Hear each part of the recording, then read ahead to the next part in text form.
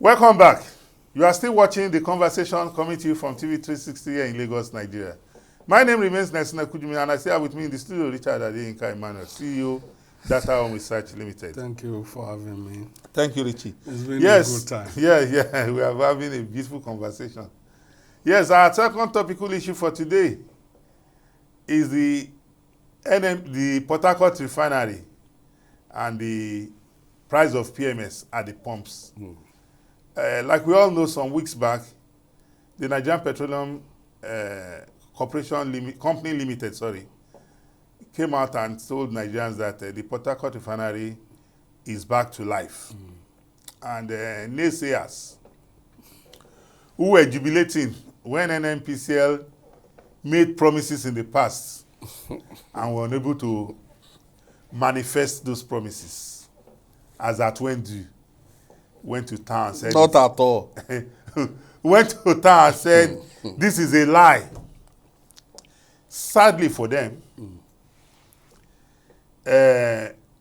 petroleum marketers came out and said the refinery was up and doing. TUC came out and said the refinery was up and doing. Petran, Petroleum Retail Association, I've forgotten the full meaning of that acronym, came out and debunked that naysayer saying that the refinery was not back on stream. And just yesterday, when I say yesterday, I don't mean yesterday. I mean just some few days back. A team led by the president of the Nigerian Labour Congress, as well as the TUC, I'm talking of, what's the man's name now? Festus Osifo. And the NLC president came out and said, we have visited the refinery and it is working. Even a team of journalists were also there to verify. And sadly for me, it's that it's like in this part of the world, what attracts public attention is negative news, bad news. See, my mentor, Professor Shubowale, told me something. Said, he was referring to himself. I wanted him to do something. He had already granted an interview on the renaming of Unilag. Okay, to Maolag then. To Maolag. And he now said he had already granted interview saying that, well, federal government is the owner, that perhaps they could do whatever. Then later, some of his classmates, his old professors and all that, they were coming to meet him. I was in his office for another thing. They were putting pressure on him to also call a press conference and to condemn outrightly.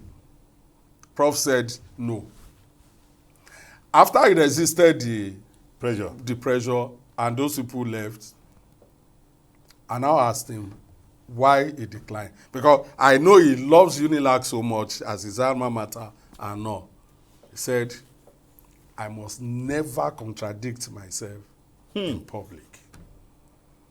That is the crisis NNPC or NNPCL is suffering right now. Ow. That is why people find it difficult to believe whatever it is. Who are the people? Where did you get them? Nigerians. I believe them. You have said, if you believe, based on something entirely different from what we have on ground. What do we have on ground? Does NNPCL have that credibility to tell Nigerians something again and they will believe? Then NNPCL has responsibility to build its own reputation all over again and repair it. If you have been promising, if I bring you newspapers of when Buhari became president, how they have promised, refinery will work tomorrow, it will work next tomorrow. When the first time you say it, and people will say, build their hope, that this scarcity and all that will even become a thing of the past, and you're disappointed. You promise another one, you're disappointed. You promise another one. NNPC has failed more than 5 times. Richard. So if people are skeptical now, do not blame them. No, I'm not blaming them. I understand your line of argument. But you must recognize that the rehabilitation or the refurbishment or the turnaround of the refineries Takes time, right? is not being carried out by NNPCL. Yes. It's being carried out by experts Yes. engaged by the government. You are also aware that when the Dangote refinery was commissioned by President Muhammadu Buhari before he left office, Yes. and we were assured that the refinery will commence production, Yes. what happened? It didn't. It didn't. A new date was given again. It didn't come up. So that tells you clearly that these institutions. He also led people Okay. not to believe Dangote refinery will ever work. So, two of them are wrong still. I agree. That is why when you are in doubt, you are not under compulsion to give a date. We are working on it. I think they we must be taking lessons we are now. sure Nigerians That we are coming on stream soon. We will come on stream. We are working on it. We don't want to give a date that we will not be able to, or we are unsure of. That is right, but we are working. Richard, do you also know that if they come up with this line of reasoning, some persons will also come out and say it's a lie?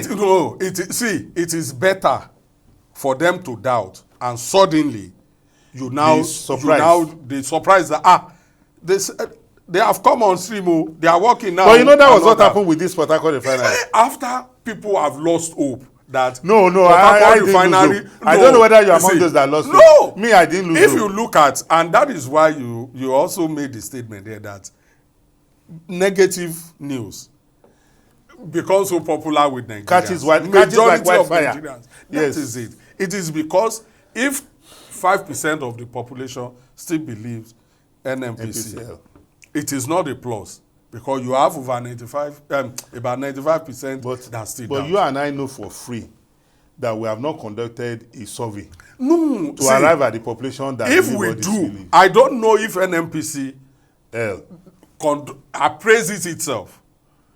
No, it's not. It's not in the. It's in the oil industry and not in the PR industry. No, you are an organization. Yes. Every organization has reputation. Yes, I agree. So constantly, you audit your reputation in order to know. How do you audit your reputation? Is it by what the people say about you, or by you doing your job the way you are? Because it's your job that the people will measure you. Who will tell you are doing your job? No.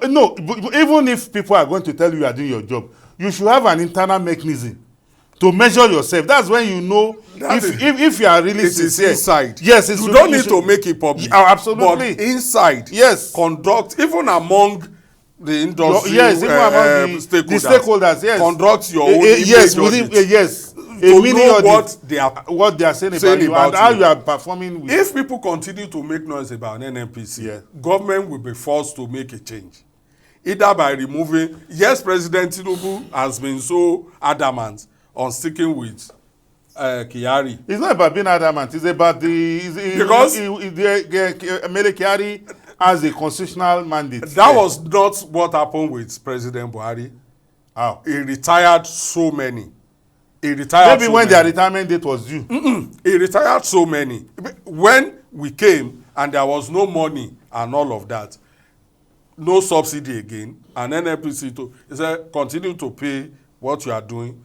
We are working on it. And after maybe he was truly working on it, when he came up with his decision, he relieved some people of their appointments. Yeah. Now, if Nigerians continue, because it is meant to serve the interests of Nigerians, public, if Nigerians continue to make noise about NNPC or about EFCC, about ICPC, all these agencies, because they are, on behalf of government, they are the watchdog.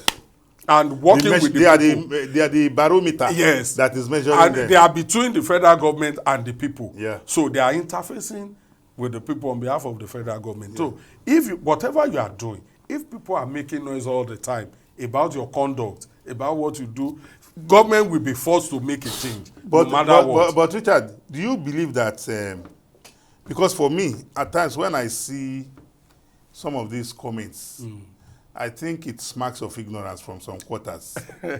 What is not ignorant about this is the fact that we have been told through by professionals that if we have competition, it will bring down the prices from NNPC. That NNPC should not become the sole monopoly of this, that we should have competition. Now, the industry stakeholders too, especially the professionals, they are, I said something earlier, that mean what you say and say what you mean. Don't use blanket statements all the time. Don't generalize. This is where we want to call it a wrap on the conversation today. I've had very beautiful conversations with Richard Adeyinka Emmanuel, the CEO of Data Home Research. My name is Nelson Ekujimi. Till we come your way again next time, please continue to watch the conversation from TV 360 here in Lagos, Nigeria. Bye-bye and have a great day.